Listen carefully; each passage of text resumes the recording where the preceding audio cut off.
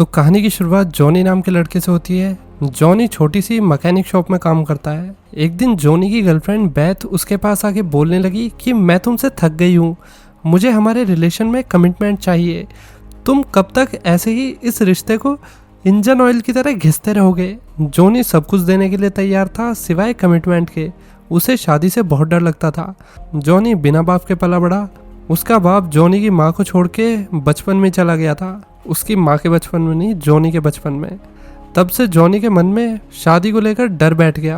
Beth इंतजार करके थक गई थी। उसने ब्रेकअप का ब्लेम भी जॉनी पर ही डाल दिया। तुम कभी मुझसे शादी नहीं करोगे तो मैं तुम्हारे साथ क्यों रहूं। ऊपर से तो रीजन साफ था, लेकिन ब्रेकअप का असली रीजन था कि जॉनी एक मैकेनिक है और गरीब भी, और उसके फाइनेंशियली स्टेबल होने के चांसेस भी एकदम नील बटा सन्नाटा है। जॉनी ने बेथ के डिसीजन की रेस्पेक्ट की और लड़का चाहता था कि बेथ हमेशा खुश रहे, भले ही वो उससे अलग रहे। बेथ के जाने के बाद जॉनी ने अपनी माँ के साथ अपनी सिंपल लाइफ पे ज़्यादा ध्यान दिया। रात में जॉनी दोस्तों के साथ बार में गया।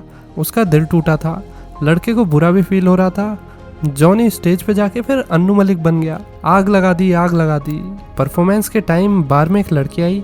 उसने जॉनी को देख के स्माइल की। मेरा नाम है प्रूडेंस, मैं इंग्लैंड के द ड्यूक ऑफ ग्लासविक की एडवाइज़र हूँ। ग्लासविक कैसल का नाम है और ड्यूक वहाँ के राजा का नाम। प्रूडेंस ने जॉनी को प्लेन की टिकट देकर कहा, जाके ड्यूक से मिलना। लड़की ने जॉनी को उसका बर्थ सर्टिफिकेट भी दिया। तुम ड्यूक के बेटे हो। जॉनी ने बर्थ सर्टिफिकेट प्रूडेंस को वापस कर दिया। मैं उस आदमी से मिलने नहीं जाऊंगा जिसने 30 साल तक मेरी माँ और मुझे मुड़ के तक नहीं देखा। जॉनी ने घर आके अपनी माँ से सच पूछा तो डॉटी ने अपने बेटे को सच बता दिया। मैं पास्ट में विलियम नाम के आदमी के साथ थी। हम दोनों कहीं मिले और हमें प्यार हो गया। विलियम की फैमिली हमारी शादी के खिलाफ थी। विलियम मुझसे बहुत प्यार करता था। हमने भाग के शादी भी कर ली थी, पर विलियम की फैमिली ने प्रेशर बनाया तो विलियम को फैमिली में लौटना पड़ा। मैंने अपनी शादी तोड़ दी। कुछ टाइम बाद मुझे पता चला कि मेरे पैर भारी हो रखे हैं, मतलब मैं प्रेग्नेंट हूँ। मैंने विलियम को तुम्हारे बारे में बताने की पूरी कोशिश की, उसे लेटर भेजे, पर कभी भी विलियम का कोई रिप्लाई नहीं आया।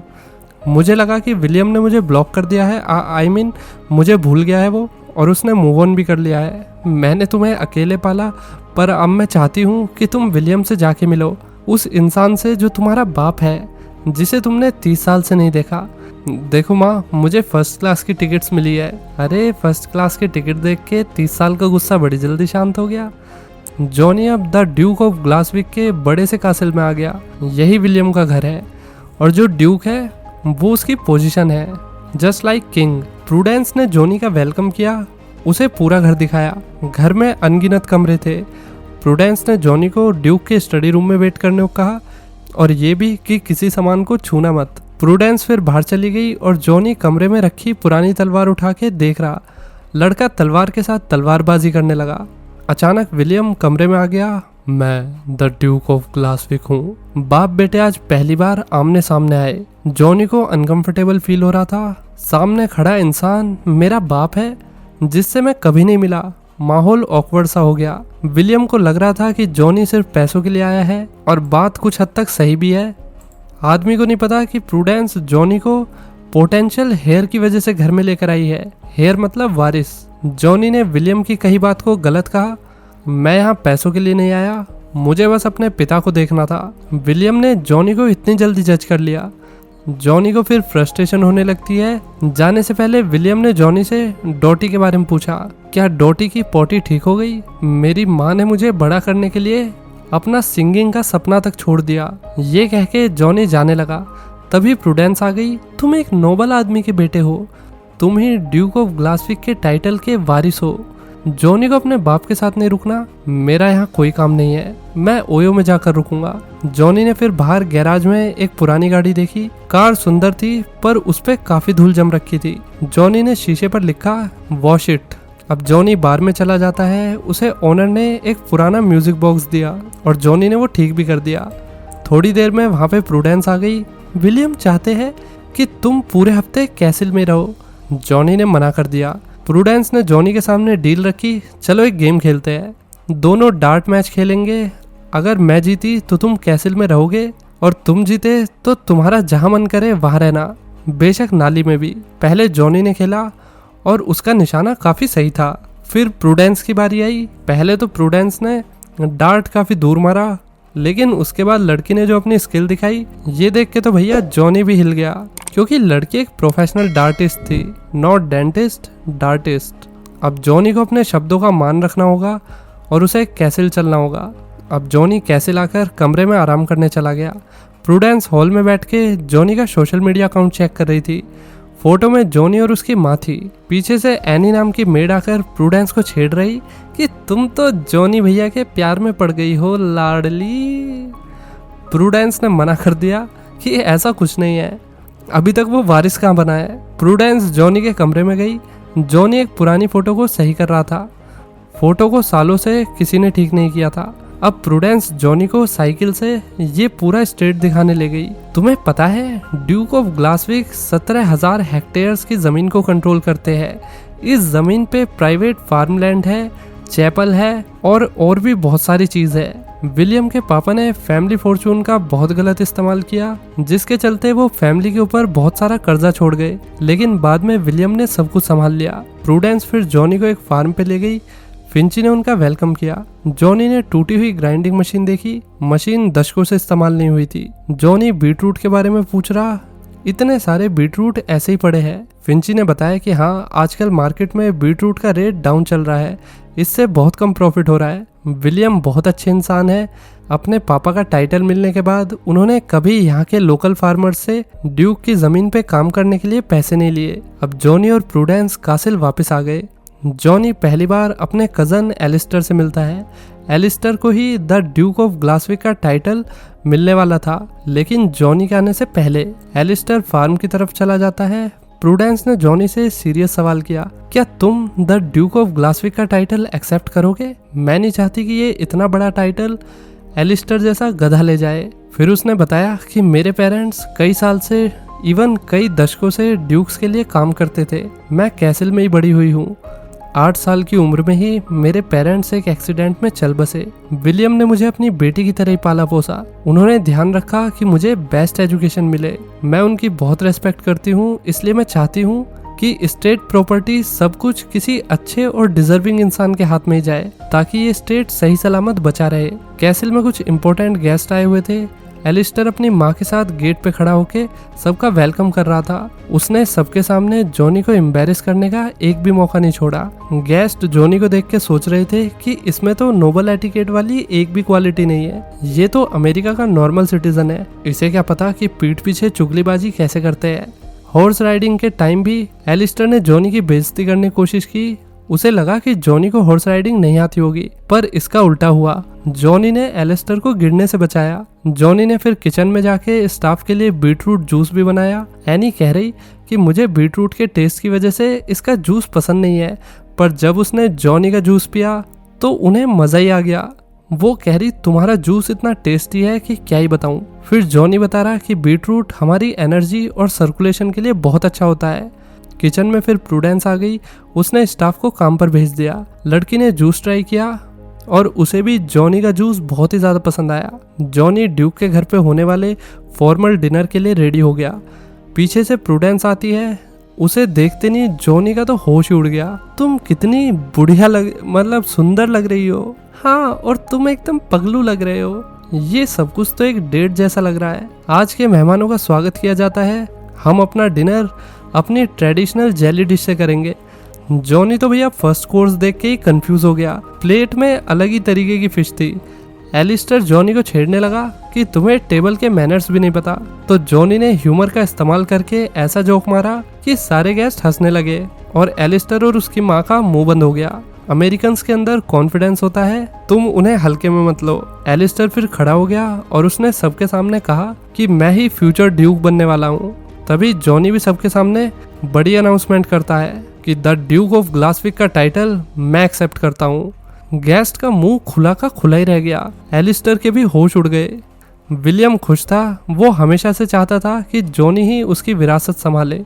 विलियम ने गेस्ट को बता दिया कि जॉनी मेरा बेटा है, वो ही अगला द ड्यूक ऑफ ग्लासविक बनेगा। अब एलिस्टर और उसकी माँ विलियम से अकेले में बात करने गए। विलियम अपनी बात पर अड़ा रहा।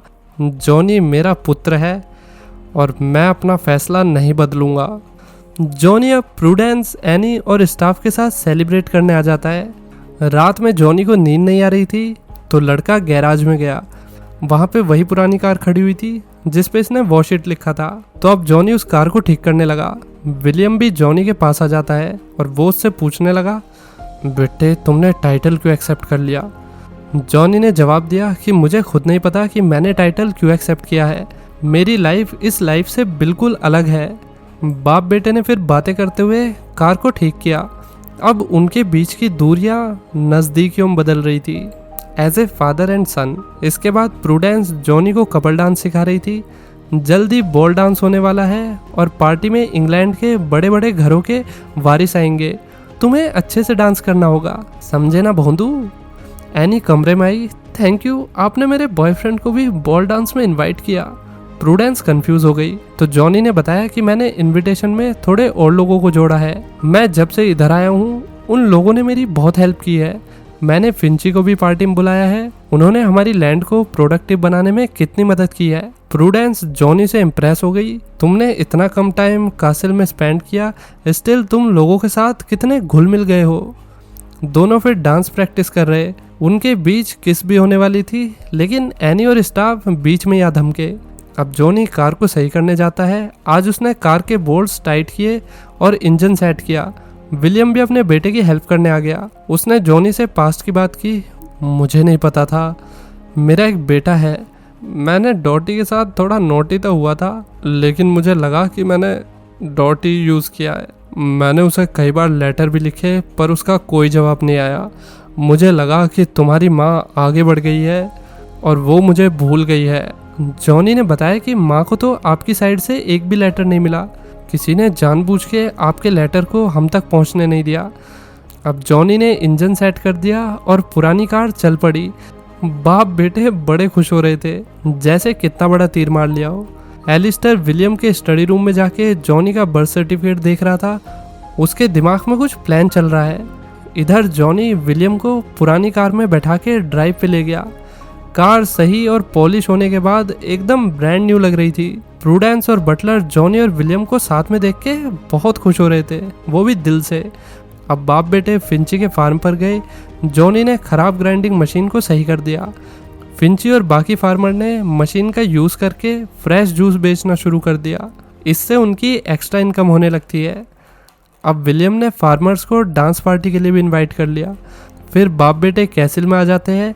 एलिस्टर और उसकी माँ विलियम का वेट कर रही थी। जॉनी विलियम और डॉटी के डिवोर्स के बाद पैदा हुआ। इसका मतलब जॉनी विलियम का बेटा नहीं है। लीगली उसके विरासत और ड्यूक के टाइटल पे जॉनी का कोई हक नहीं। विलियम और जॉनी के पास कहने के लिए कुछ नहीं था। जॉनी खुश था कि एटलीस्ट उसे अपने पापा के बारे में तो जानने को मिला। ये कह के फिर वो यहाँ से जाने लगा। प्रूडेंस ने जॉनी को रोका पर लड़का नहीं रुका। मैं इस फैमिली का हिस्सा नहीं हूँ, मुझे तो कागज से धोना भी नहीं आता। जॉनी फिर बाहर गया। सबको इस न्यूज़ के बारे में पता चल चुका था। सबका दिल टूट गया। हम तुम्हारे बिना डांस पार्टी में नहीं जाएंगे। एनी और स्टाफ का भी सेम फैसला था। हम सब तुम्हारे साथ है जॉनी। स्टडी रूम में प्रूडेंस ने जॉनी का बर्थ सर्टिफिकेट दोबारा देखा। उसे पेपर पर एक इम्पोर्टेंट डिटेल दिखी। लड़की जल्दी से जॉनी के पास भागी। तुम्हें रुकना होगा, हम सब पार्टी अटेंड करेंगे। अब पार्टी शुरू हो गई। विलियम ने गेस्ट का वेलकम किया। पार्टी में डॉटी भी आ गई। विलियम अपनी एक्साइटमेंट को रोक नहीं पाया। उसने डॉटी को पार्टी के सारे लोगों से मिलवाया। यू है मेरी दूर की लुगाई डॉटी। फिर जॉनी भी प्रूडेंस और अपने दोस्तों के साथ पार्टी में आ जाता है। एलिस्टर और उसकी माँ की तो सुलग रही थी। उन्हें यही लग रहा था कि इस नोबल पार्टी में कैसे कैसे लोग आ गए। जॉनी अपनी माँ को देख के शौक रह गया। लड़के को नहीं पता था कि उसकी माँ भी यहाँ पे आने वाली है। माँ बेटे ने फिर हक किया। माँ ने बताया कि विलियम ने मुझे पहले ही फर्स्ट क्लास की टिकट भिजवा दी थी। उन्होंने मुझे पर्सनली पार्टी के लिए इनवाइट भी किया। विलियम ने सबका ध्यान अपनी तरफ किया। मैं आज सबको कुछ ऐसा बताने वाला हूँ जो मैंने सालों तक अपने अंदर दबा के रखा। मेरे बेटे के आने से मेरी लाइफ एक हफ्ते में पूरी तरीके से बदल चुकी है। पुरानी यादें मेरे जहन में उतर चुकी है जो मैंने सीने में दफन करके रखी थी। मैं सबको बताना चाहूँगा कि जॉनी ही मेरा वारिस है। एलिस्टर बीच का है तो बीच में बोला, नहीं जॉनी तो नाजायज बच्चा है। प्रूडेंस ने फिर एलिस्टर का भांडा फोड़ा। पेपर्स पर किसी ने विलियम के नकली साइन किए थे। मैंने हैंडराइटिंग कंपेयर की है, विलियम के असली साइन अलग है। विलियम लेफ्ट हैंडेड है और उनके साइन बिल्कुल हूबहू करना बहुत मुश्किल है। एलिस्टर बहस करने लगा। विलियम ने उसका मुंह बंद करवा दिया। फिर जॉनी अपने बाप को हक करता है। जॉनी ने अपने बाप को अपना प्लान बताया कि मैं जूस कंपनी स्टार्ट करना चाहता हूँ, इसमें सारे फार्मर मेरी हेल्प करेंगे। सब इतने साल से इस स्टेट के लिए काम कर रहे हैं, तो इस कंपनी में सबका बराबर का हिस्सा होगा। फिर जॉनी प्रूडेंस को डांस के लिए बुलाता है। गेस्ट कपल को देखने लगा। कमरे में खुशी का माहौल था। फिर जॉनी और प्रूडेंस बाहर ग्राउंड में आकर डांस कर रहे। जॉनी ने तारों की छांव में अपने प्यार का इजहार किया और फाइनली इन दोनों ने किस की। इसी के साथ ये कहानी यहीं खत्म होती है। तो दोस्तों कैसी लगी ये कहानी, लाइक और कमेंट करके बताइए। चलिए मिलते हैं नेक्स्ट वीडियो में। Till then take care, bye bye.